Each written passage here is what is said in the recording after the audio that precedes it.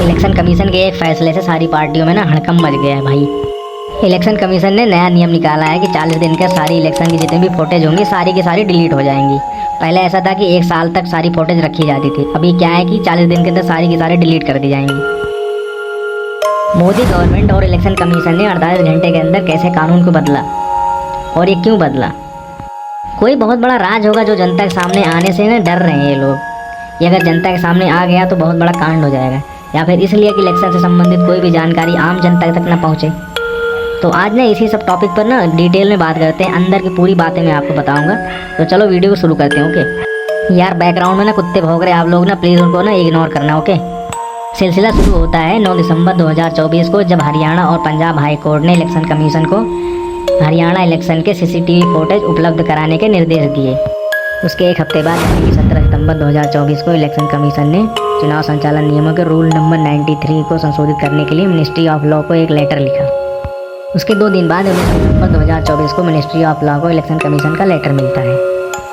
उसके अगले दिन मिनिस्ट्री ऑफ लॉ ने इलेक्शन कमीशन के सारे अधिकारियों के साथ बैठक की।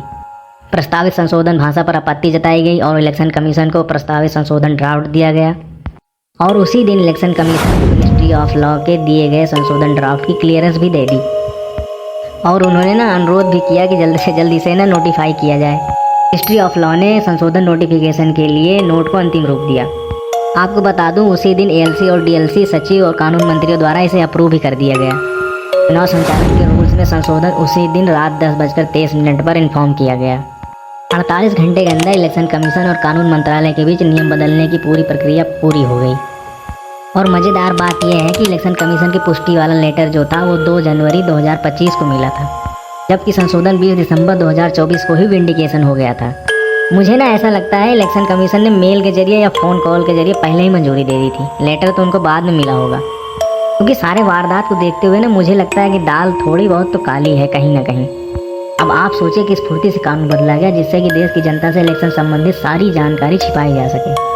शायद CCTV फुटेज सामने आ जाएगी तो शायद जनता को पता लग जाएगा कि वोटिंग लाइन में कितने लोग थे और अचानक से कैसे वोट प्रतिशत बढ़ गया। मेरा मानना है कि डेमोक्रेसी में ट्रांसपेरेंसी होना बहुत ज़रूरी है, ताकि इसी से जनता को सारी चीज़ें पता लगती है ना यार। अगर आप ऐसे सारे सबूत मिटाते जाओगे तो फिर काहे की डेमोक्रेसी, काहे का प्रजातंत्र फिर रहने, तो फिर काहे